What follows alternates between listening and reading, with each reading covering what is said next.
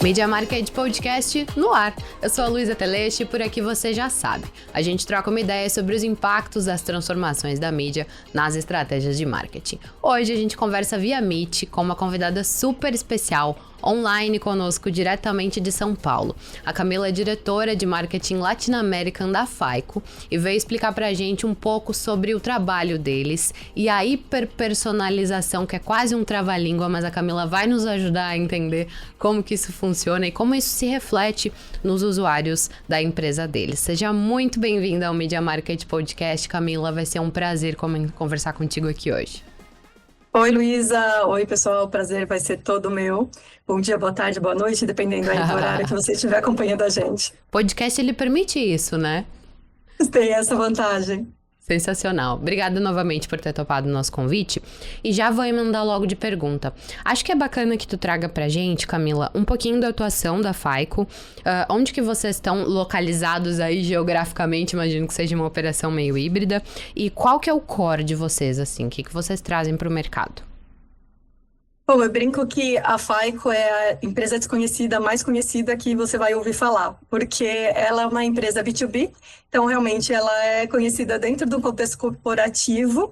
Ao grande público ela não é conhecida, mas influencia a vida de todo mundo de certa forma, né? Sim. Então, a FAICO, ela tem atuação em 120 países, a nossa sede fica nos Estados Unidos, mas temos escritórios aí na Europa, Ásia, África, América Latina também. Então, a gente está baseado em São Paulo, mas temos escritório em Miami, na Colômbia, no Chile, no México. E eu falo diretamente de São Paulo, onde está a nossa operação ali da parte comercial, né? A FAICO é uma empresa de tomadas de decisão automatizada. O que isso significa? Tem milhões de decisões que podem ser tomadas aí no ciclo de vida de um cliente, de um consumidor, que vai ali desde o momento quando a gente está prospectando um consumidor, uma campanha de marketing, uma campanha de onboard, avaliação de risco quando se trata de uma instituição financeira, né? Então tem que avaliar se aquela pessoa vai receber o empréstimo ou não, por exemplo.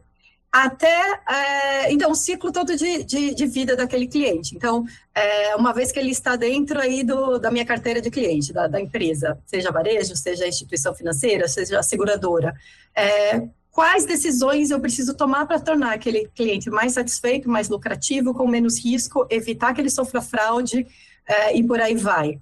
Ele entrou no momento de inadimplência. Qual a melhor negociação que eu posso oferecer para esse cliente inadimplente?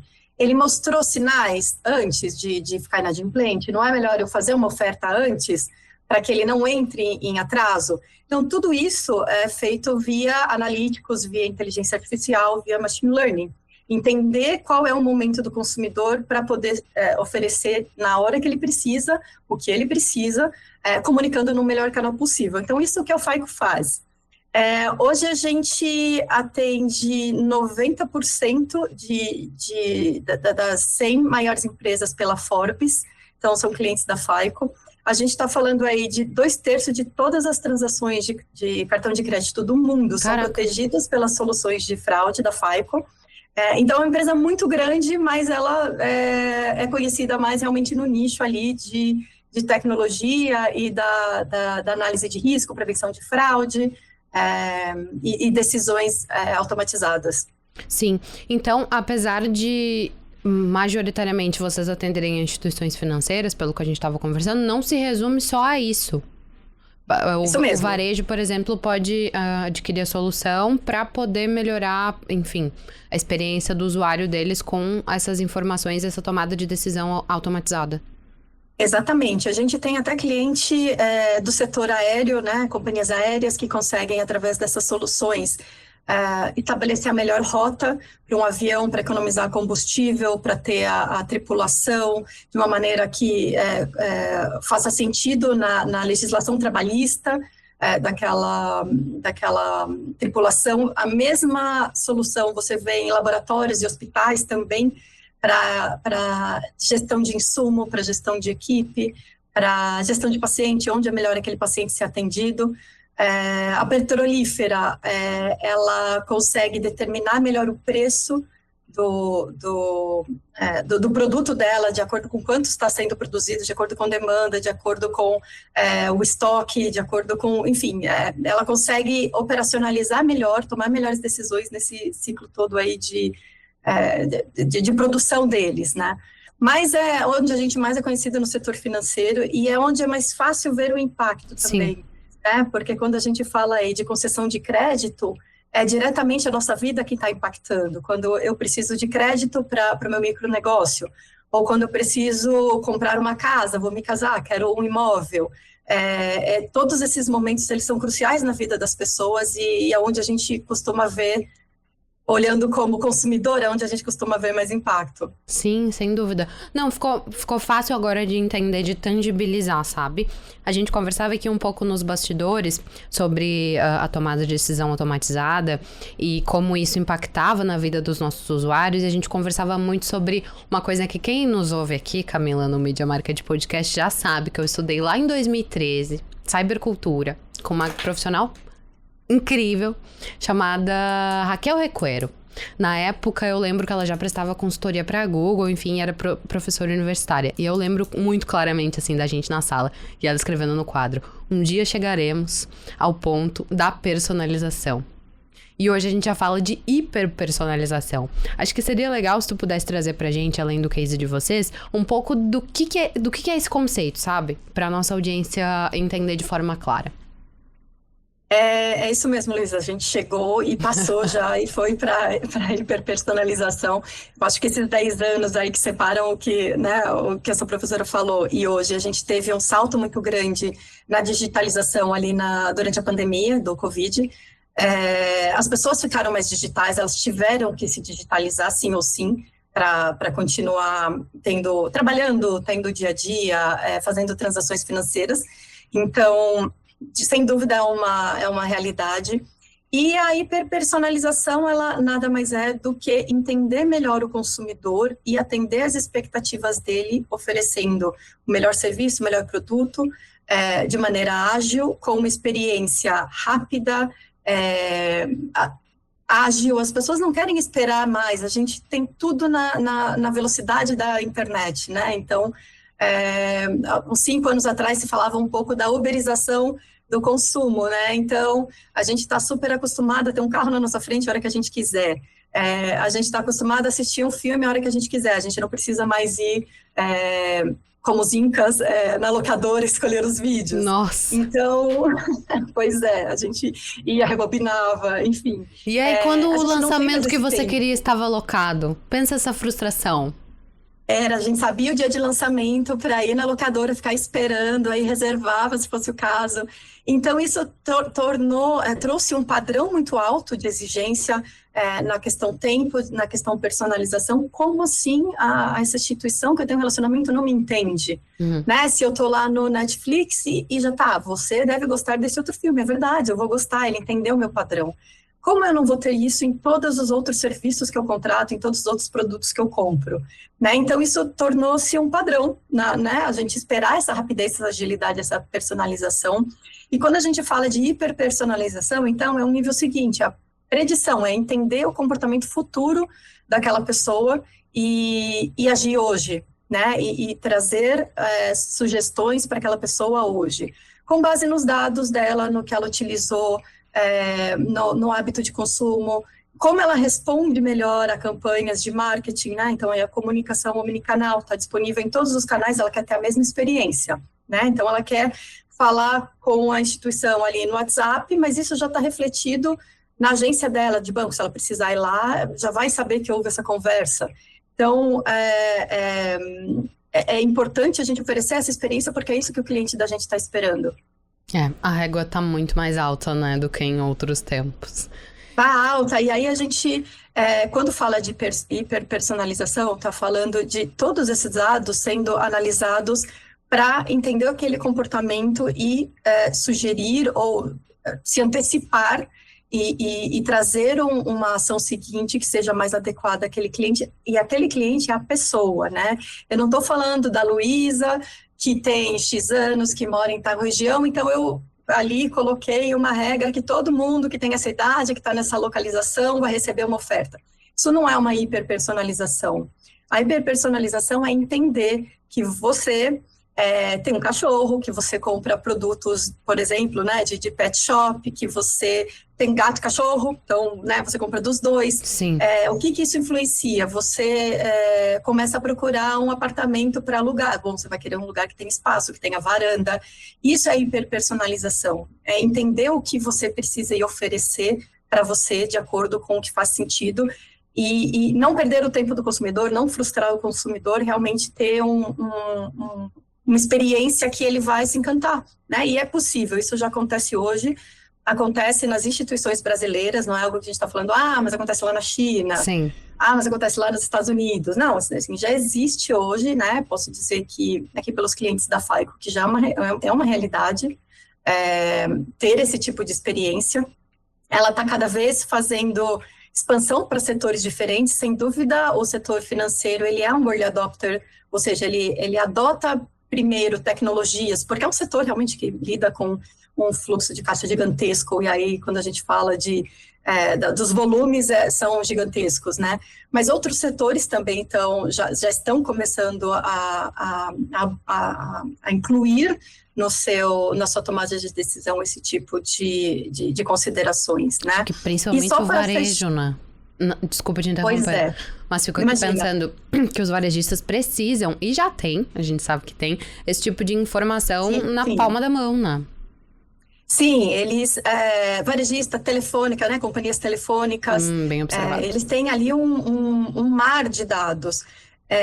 E aí elas precisam realmente ter uma plataforma unificada de decisão para conseguir aproveitar o que é gerado em todas as áreas, né? Então, ali, o banco ou a telecom, né? A telecom, ela sabe onde você mora, seus hábitos, onde você trabalha, ela entende tudo isso. Então, como ela vai usar? Ela precisa olhar para todos os setores, né? Caso contrário, se ela não tem uma tomada de decisão centralizada, o marketing está fazendo uma oferta, só que ela está inadimplente, está ali recebendo ligação do Serasa no outro lado. Como ter uma visão única do cliente? Essa visão única ela é muito importante para esse contexto de hiperpersonalização, senão você dá essas bolas fora mesmo, ataca de um lado, ataca de outro, ou faz duas ofertas, nada a ver ao mesmo tempo. Eu estou oferecendo um empréstimo de carro e estou oferecendo um aluguel de carro ao mesmo tempo, não faz sentido. Então, realmente, a visão unificada do cliente é muito importante. Então, todas as decisões daquela empresa precisam estar numa plataforma de tomada de decisão, que é isso que a FICO faz. Ela é uma empresa que possibilita essa tomada de decisão com uma visão 360 do cliente. Então, dando um exemplo, as transações que eu faço no meu cartão de crédito, o banco entende, sabe, se é fraude, se não é. Eu recebo um SMS, se tem suspeita de fraude, eu respondo sim, sou eu, não sou eu. Ele está usando todas aquelas informações para detectar fraude. Mas por que ele não pode usar aquilo para me oferecer um produto? Então, ele está entendendo o meu consumo, ele está entendendo onde eu estou fazendo essa transação, a minha localização. Ele pode entender que eu estou viajando, eu sou uma pessoa viajante. Então, com isso, a oferta que ele vai me trazer é outra. Se eu não tenho uma única plataforma tecnológica de tomada de decisão, esses dados de fraude, eles morrem ali na prevenção de fraude. Eu não consigo usar ele para nada. Então, possibilitando essa visão 360, bom, ela viaja bastante, ela gosta de comprar vinhos, e a partir daí ele vai criando um perfil meu e usando para outras coisas e entendendo a minha experiência como cliente, né? E até ampliando esse mix de produto, né? Sensacional. Recentemente a gente conversava com a VP de marketing da Afya, e ela me disse uma coisa que me marcou muito. Ela disse, Luísa, você pode ter um banco de dados, ou você pode ter um bando de dados. E agora, ouvindo um pouco do que a FICO faz, acho que lembrei dessa frase, acho que tem tudo a ver. E tudo isso, Camila, funciona por meio de inteligência artificial, imagino eu, devido ao avanço que a gente teve. Isso, a gente tem envolvidos aí nesse processo inteligência artificial, machine learning, analytics, né, que na verdade a FICO começou há mais de 60 anos como uma empresa de analíticos. É uma empresa que foi fundada por dois matemáticos, o Isaac e o Fair. FICO vem de Fair Isaac Company, e eles faziam uma fórmula matemática ali no papel, né, para avaliar risco de crédito. Então, eles colocavam um score para a pessoa, um score de crédito, né? Pegava as informações ali, jogava nessa fórmula matemática, ela calculava e dizia, olha, o score dele é 300. o score da Luísa é 500, e com isso ele fazia ali uma ideia do quanto de risco você representava para aquela instituição que ia te dar esse crédito. Então, esse foi o princípio da FICO. Ali nos anos 90, a gente já trabalhava com machine learning e inteligência artificial, pouco se ouvia falar, mas em 92 a gente lançou uma solução antifraude que já tinha esses componentes e que usa o machine learning e a inteligência artificial para identificar padrões, e aí eles conseguem entender, nesse nível de personalização que eu te comentei, o quanto aquilo corresponde ao meu comportamento ou não. Que estranho, a Camila mora em São Paulo, por que está tendo uma transação aqui em Xangai, essa hora da noite? Né? Então, ele identifica padrões. E então, essa tecnologia está muito presente na nossa vida e a gente nem imaginava, né? O cartão ali naquela época era aquela... Só vi no museu, nunca vi pessoalmente, tá, gente? Mas você passava ali o cartão num papel que tinha carbono, ia para microfilmagem e depois o cartão de crédito ia receber essa cobrança. Então, era um processo bem lento, mas ainda assim, todas essas transações, elas já passavam por um processo de verificação de fraude. E já existia essa tecnologia naquela época. Nossa, não fazia ideia. Jurava que era uma coisa muito mais recente. Que sensacional. Ela já vem sendo aplicada há décadas, né? Uhum. Não imaginava. Interessante que tu trouxe a história da empresa, porque era um matemático, sabe? Acho isso muito... reflete muito a cultura. Não sei se eles estão vivos ainda. Não mais. Mas dá pra ver que o propósito deles ainda tá muito vivo dentro das soluções que vocês têm hoje, sabe? Acho isso super valoroso mesmo pra companhia. E eu imagino, eu tava aqui pensando enquanto tu comentava, que deva ser um desafio diferente pensar estratégia pra América Latina. Porque se tu vem provavelmente de um padrão norte-americano de consumo e de entendimento, de score, enfim, aqui na América Latina a gente sabe que a realidade é um pouco diferente, né? Sim, sem dúvida. Tem várias diferenças. Se eu for comparar o sistema financeiro, o nosso é mais avançado. Acho que o brasileiro ele sempre foi muito criativo, então ele sempre criou maneiras diferentes de fazer transações, de fraudes também, então, de vender, né, de chegar no consumidor. Então, o nosso sistema financeiro ele é mais avançado do que outros, né, comparando com outros mercados até maiores. Mas sim, a gente tem muita coisa que é específica, né, e por isso é importante a gente ter aqui o escritório regional que olhe para isso, que desenvolva dentro das soluções macros, que desenvolvam personalizações e códigos específicos para cá. Mas, basicamente, a gente tem alguns desafios que é a bancarização. Então, realmente, existem lugares onde as pessoas não têm tanto acesso, assim, a crédito, nem a conta bancária. Brasil, a bancarização é bem alta, se não me engano, a gente está falando aí de 80% ou mais, talvez esse dado tenha se atualizado um pouco, mas a bancarização é bem alta, porque a gente tem o FGTS, que recebe pela Caixa, porque a gente tem o Pix, que é super prático e a gente não precisa de dinheiro, a gente tem algumas coisas que fazem o brasileiro ser incluído no sistema financeiro. Mas a América Latina fora, esse cenário é diferente. No México, por exemplo, a gente tem apenas 50% da população bancarizada. No Peru, menos que isso, 40%. Então, a gente tem um desafio que é incluir essas pessoas não só no sistema financeiro, mas na digitalização como um todo, né? Então, é o que a gente estava falando ali do varejo, que quer ter ofertas mais certeiras, que quer tratar melhor aquele cliente, entender melhor o consumo dele, possibilitar mais crédito ali no crediário que ele vai abrir. Então, sem dúvida, existe um olhar exclusivo para a América Latina e existem soluções que fazem mais sentido para cá, né? Que realmente são bastante usadas aqui. Até alguns anos atrás, isso é um fato curioso, a gente praticamente não tinha fraude no Chile, fraude de cartão era muito raro, porque culturalmente não existia ali fraudadores. Simplesmente as pessoas usavam o cartão, isso mudou, eles se digitalizaram muito, mas não existia. Então, ali a gente não tinha tanta solução antifraude como tem hoje em dia. Os mercados, eles são muito dinâmicos, né? Hoje, Sim. no Chile, a gente já vê um caminho diferente. A gente vê que tem hackers aí do mundo inteiro atacando todos os países. Não é mais uma coisa regionalizada, virou globalizado. Então, é muito dinâmico. Mas, sim, o mercado da América Latina e do Brasil, especialmente, tem muitas coisas particulares e é interessante como essa tecnologia ela se adapta, né? Tanto aos mercados mais desenvolvidos como aos mercados em desenvolvimento.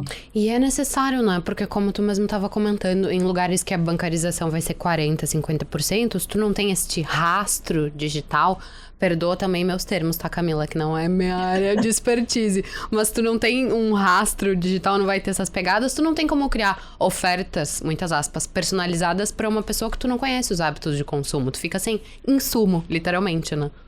Exatamente, mas aí você tem os dados alternativos. Então, informações que são públicas, né? Tem os birôs de créditos, que são os que dão score ali, negativo ou positivo, né? Que a gente já conhece, mas tem dados complementares. Se essa pessoa não está negativada, não quer dizer que ela não tem dívidas, né? Ela pode não estar no sistema financeiro, mas ter outros tipos de dívida.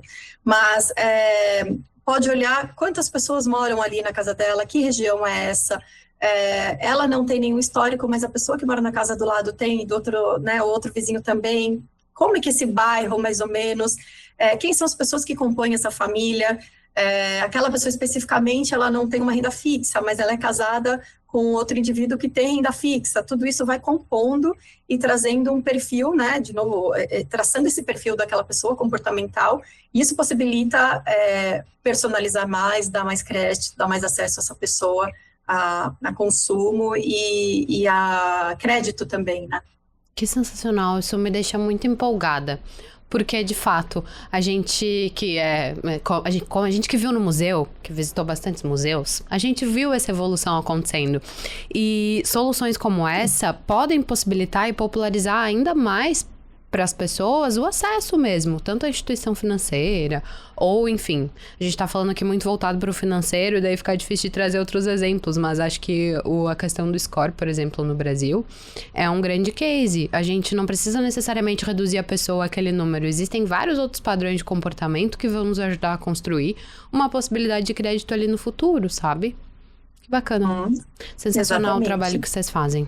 Sensacional, parabéns. Exatamente. E eu comentei bastante sobre a questão de traçar esse perfil da pessoa, né? Existe uma preocupação hoje em dia com privacidade. E vamos confessar, às vezes é esquisito receber ali uma oferta daquilo exatamente que você estava querendo, exatamente naquela hora. Você fala, que incômodo. Às vezes acontece, né? E é natural que a gente sinta isso.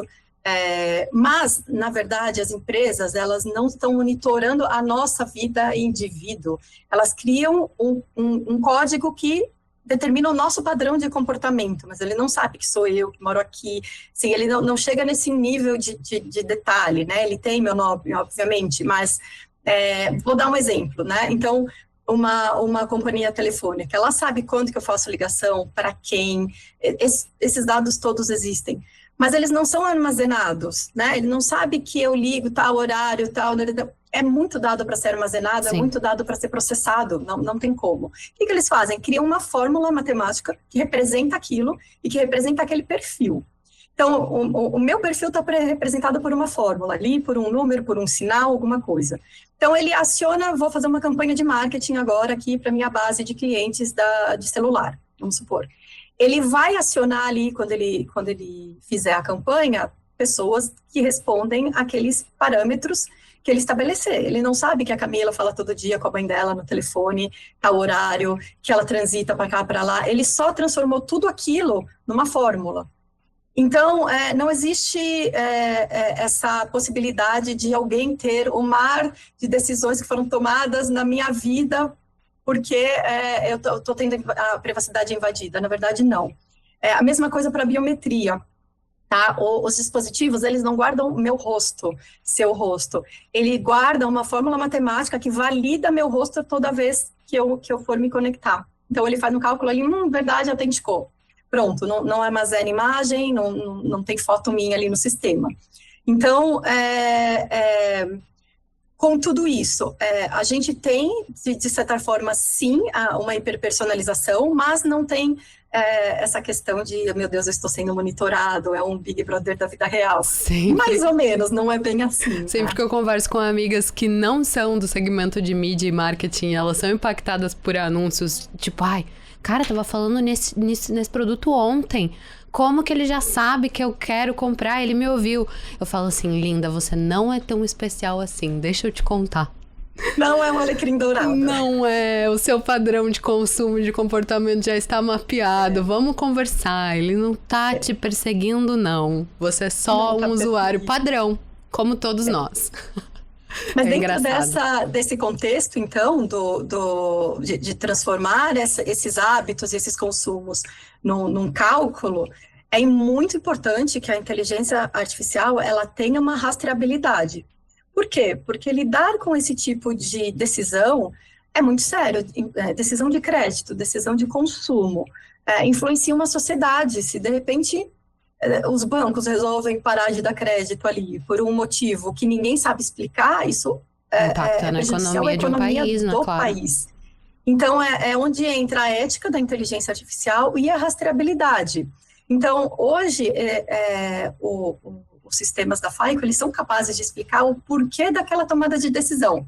Ele não vai falar que é porque você ligou para sua mãe em tal hora, não é isso que ele vai falar, mas ele vai dizer, olha, esse crédito a ela foi negado porque ela apresenta esse perfil dentro desse contexto, e por isso a decisão para esses tipos de caso que o banco toma é esta. Tá? Então, a explicabilidade, porque a gente precisa evitar ao máximo que caia numa área de preconceito, por exemplo, mas mora naquela região, não teve crédito. Não pode acontecer isso. Né? Então, a gente precisa explicar o porquê que aquela decisão foi tomada. Então, essa é uma discussão ética muito legal que vem acontecendo. E muito importante, De repente, pode ser um tema até para um outro podcast aí, porque é bem profundo, influencia demais sociedades, pessoas, né? Como a gente pode manter a inteligência artificial sendo útil, mas não dominando a gente, né? Sendo Sim. ética e tendo uma explicabilidade. E é um desafio muito grande, né, Camila? Porque, por exemplo, no Brasil a gente pode até sentar, todo mundo, os governantes, as empresas que vão ter uma expertise maior para nos ajudar a determinar uma legislação X para isso. Mas vocês são uma companhia de atuação global. E aí, a lei do Peru, a lei do Chile, a lei norte-americana. A gente precisaria, entendo eu, e aí não tenho nem expertise necessária para isso, mas sentar enquanto nação global para passar a tomar esse tipo de decisão de o que vai ser ético, o que não vai ser nestes casos, sabe? Mas sempre Sim. que a gente conversa sobre isso aqui, uma coisa que os profissionais trazem é da importância da gente mesmo, enquanto usuário ativo de IA, conseguir identificar tudo aquilo que for produzido por inteligência artificial para os nossos usuários, sabe? Acho que se a gente, enquanto profissional mesmo, tiver essa clareza e comunicar isso, já é um passo que a gente consegue ter positivo com relação ao uso de IA. Sem dúvida, sem dúvida. Camila, compartilha com a gente algum case de hiperpersonalização que tu possa compartilhar, é claro, para que fique mais claro ainda onde que isso se encaixa dentro das operações. Claro, a gente tem um exemplo bem legal que não é uma hiperpersonalização para o consumidor final, que é essa sensação que a gente tem, que é só o consumidor final que vai receber uma oferta hiperpersonalizada, e nesse caso é diferente, que é o caso da Natura, da indústria global de cosméticos. Eles contrataram a nossa solução, a plataforma de decisão da FICO, para o processo de originação. Originação é quando você aprova o crédito para uma pessoa. Então, hoje, as consultoras, elas passam por um processo de análise de crédito para elas poderem fazer parte desse time de consultoras Natura, né? Porque, primeiro, as consultoras fazem o pedido, recebem o produto e depois elas vão pagar a Natura conforme elas recebem da cliente dela, né? Ou do cliente dela. Então, é uma concessão de crédito, né? É como se fosse um empréstimo, né? Se você for pensar. Então, existe risco para isso, né? E conseguindo analisar o perfil de cada pessoa, de cada consultor ou consultora que se candidatava ali em cada campanha para ser consultor, a gente conseguiu ter um aumento ali de eficiência gigantesca na análise do crédito. Esse processo, ele deu um boom gigante, de novo, na pandemia, porque muitas pessoas perderam seu emprego, então elas precisaram recorrer a rendas alternativas, e a venda de cosméticos, ela é algo que é fácil de fazer, no sentido de que não é um emprego formal, que exige CLT, você consegue complementar a renda ali de uma maneira mais simples. Usando essa solução, eles conseguiram aumentar em 30% o número de consultoras, significa que eles abriram um pouco mais o limite de crédito ali que eles estavam esperando, entendendo um pouco mais qual era o risco daquela consultora específica, né? Então, fazendo análises como as que eu comentei anteriormente, tem outras pessoas que moram na casa, onde que ela mora, quais os hábitos dela, tudo isso vai sendo levado em consideração, porque muitas vezes ela realmente não tem um histórico de bancário aí muito grande para ser consultado, mas outros dados alternativos a gente consegue criar um perfil e entender melhor aquela pessoa e entender até o limite que ela pode ter. Né? Eu não vou oferecer para ela um limite maior do que ela pode pagar ou do que ela pode vender, ou do que as clientes dela e os clientes dela podem pagar, também tem isso, né? Dependendo ali de quem é o perfil para quem ela está vendendo. Então, aumentou em 30% o número de consultoras que entraram, né, na Natura para fazer a venda, conseguiu reduzir em 72% o índice de dívidas impagáveis, ou seja, quando realmente não ia receber, não teve como, joga para o SPC, joga para o Serasa porque não vai pagar e alguém precisa cobrar. Isso foi reduzido em 72%. Então, mostra que a análise foi muito bem feita na hora de colocar essa consultora on board e de dar o crédito, dizer o limite de crédito para ela, né? E dentro desse processo, 90% das solicitações de crédito foram automatizadas. Então, toda vez que tinha esse onboard aí, 90% desse processo era automatizado. Então, a Natura ganhou agilidade, ganhou personalização, ganhou hiperpersonalização, na verdade. Ela analisou com todos os parâmetros aquela consultora ou aquele consultor específico e deu crédito para ele. Né? E essa é uma visão um pouco diferente, eu não estou falando da consumidora Natura, que comprou lá e teve a hiperpersonalização. Pode ter, até um outro caso. Mas aqui a gente está falando de uma revendedora que conseguiu ampliar ali sua renda, que conseguiu passar aí pelo período da pandemia e continua até hoje, né? Na verdade, essa solução ela faz sentido ainda hoje.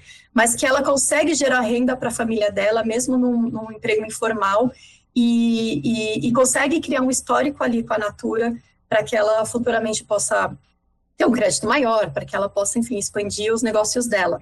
Então, um case bem interessante que mostra a hiperpersonalização num outro aspecto, né, fora do consumidor final. Muito, principalmente porque tu para de analisar todo mundo pela mesma régua e aí consegue, de fato, entregar para aquela consultora uma possibilidade de aumento de renda muito maior, né? Sensacional.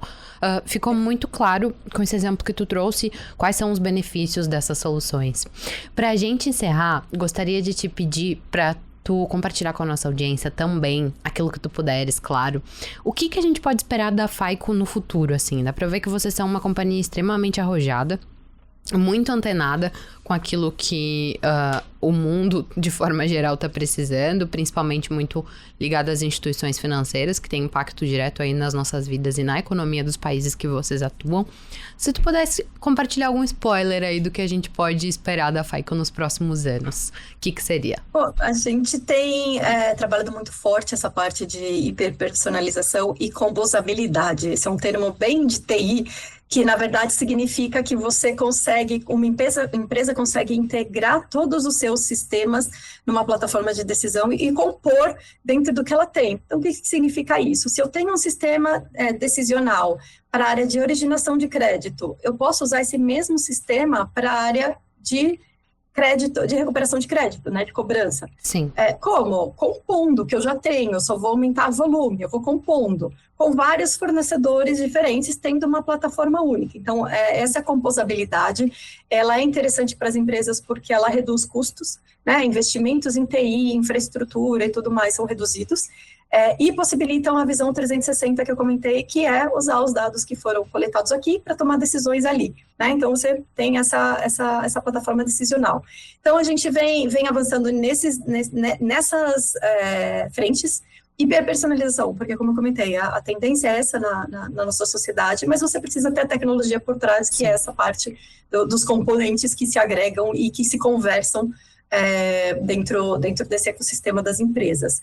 A gente fala bastante de Open Finance, que na verdade é Open Everything hoje em dia, porque começou como Open Banking, que significa os bancos terem acesso aos dados para poderem tomar decisões e oferecerem produtos melhores de acordo com o cliente. Então, não só o meu banco tem os meus dados, mas se eu permitir, outras instituições podem ter e tomar decisões com base nisso, para mim fazer melhores ofertas, mas isso vale para tudo, né? A gente tem, por exemplo, no Reino Unido, exemplos de companhias de energia que trabalham assim, Open Energy, imagina. Então, ela conhece o meu consumo, e aí eu entro num aplicativo e falo, Camila, quero melhorar a minha conta de luz que está muito cara, e lá tem vários fornecedores, então todos eles vão me fazer uma proposta, para você eu proponho X, para você eu proponho Y, eu olho a que está mais barata e aceito. Então é um Open Energy, e existe o Open Everything, várias coisas já estão atuando assim. Então esses dados interconectados também permitem a hiperpersonalização, né? De novo, com toda a segurança, sem ter os dados expostos, nada disso. É realmente entender o perfil daquele consumidor e fazer melhores ofertas para ele, né? Então, a gente vê um futuro cada vez mais hiperpersonalizado, uma preocupação muito grande com a ética e com a explicabilidade da inteligência artificial. Então, realmente, colocar parâmetros e prestar atenção no que está sendo feito e pesquisar as tendências globais nisso e nos posicionamos com relação a isso, né, a explicabilidade dos nossos componentes. Mas é isso, é um futuro cada vez mais personalizado e com experiências mais interessantes para o cliente e mais lucrativas para as empresas. Sensacional, já tô ansiosa por esse futuro que já começou, até replicando aqui o slogan da nossa concorrente. Eu vou colocar todos esses links que a gente tiver acesso, o site da FAICO, o LinkedIn da Camila aqui na descrição do episódio, porque eu tenho certeza que quem tá nos ouvindo vai querer entender melhor. Vai querer entender mais, na verdade, né? Sobre hiperpersonalização, vai querer conhecer vocês e as soluções. Então, eu te agradeço, Camila, pela participação aqui no Media Market Podcast. Volte sempre, volte para falar sobre segurança e ética na inteligência artificial, que é um assunto que nos interessa demais. Obrigada, viu, pelo teu tempo. Legal, com certeza. Foi um prazer conversar com você. E obrigada a todos aqui que nos acompanharam. Estou super disponível, quem quiser me acessar, então, vai ter meu LinkedIn. E tomara que eu volte aqui para a gente conversar um pouco mais. Bora, tá combinado. Quando a gente fala assim gravado, não tem volta, hein, Camila? Ah, gostei. Super combinado. E para você que tá nos ouvindo, imagina. Para você que tá nos ouvindo, eu encerro dizendo que todos os nossos episódios estão disponíveis em media.market/podcast. Até a próxima. Tchau, tchau.